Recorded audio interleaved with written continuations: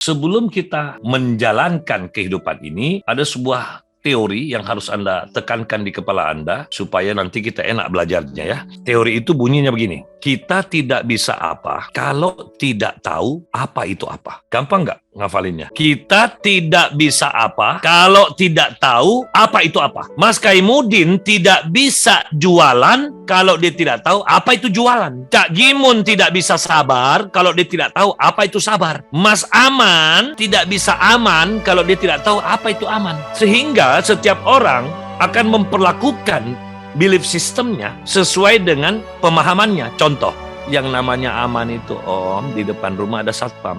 Jadi kalau satpamnya keluar pergi kencing, dia merasa rumahnya tidak aman. Coba bayangkan. Mbak Rizky mengatakan sedekah itu kalau lebih, itu yang ada di kepalanya. Jadi selama hidupnya kurang, sepanjang hidupnya itulah dia tidak pernah sedekah.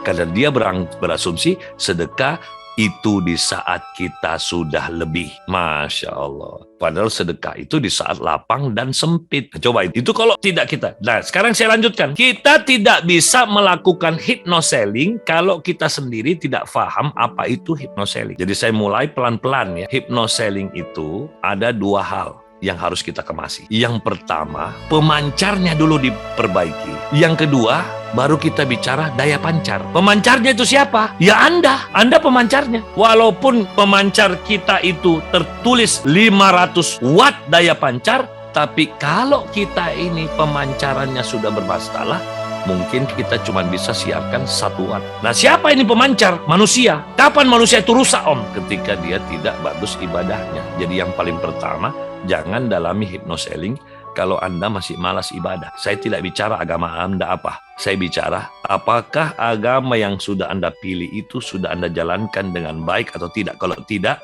saya takut ketika ibadah Anda masih jelek, tiba-tiba Anda sukses, itu yang saya takut. Jadi tolong, langkah pertama memperbaiki pemancar adalah kembalilah ke jalan Tuhan. Bagi yang Muslim, lakukanlah semua hal yang berkenaan dengan kejayaan daya pancar. Semua yang sunnah-sunnah kerjain karena Anda sadar tidak sadar sedang menyalakan yang disebut dengan hipnosis. Kalau Anda sudah dicintai sama Tuhan, apa yang Tuhan katakan? Apa yang Allah katakan? Apabila aku sudah mencintai seorang hamba, aku izinkan dia melihat menggunakan pandanganku. Dia mendengar menggunakan pendengaranku. Dan apa-apa saja yang dia minta, pasti ku beri. Jadi bayangkan kalau Mas Edwin minta ini, Tuhan kasih. Minta itu, Tuhan kasih. Kenapa? Dia sudah dicintai. Itulah hypnoselling yang sebenarnya. Tapi kalau Mas Edwin ini masih jahat, otaknya masih bengis, sama istrinya saja dia bengis, waduh, saya doakan jangan sampai sukses deh. Bahaya, kita menderita saja kita bengis sama istri, apalagi kita kaya, tambah bengis kita. Jangan. Jadi sekali lagi,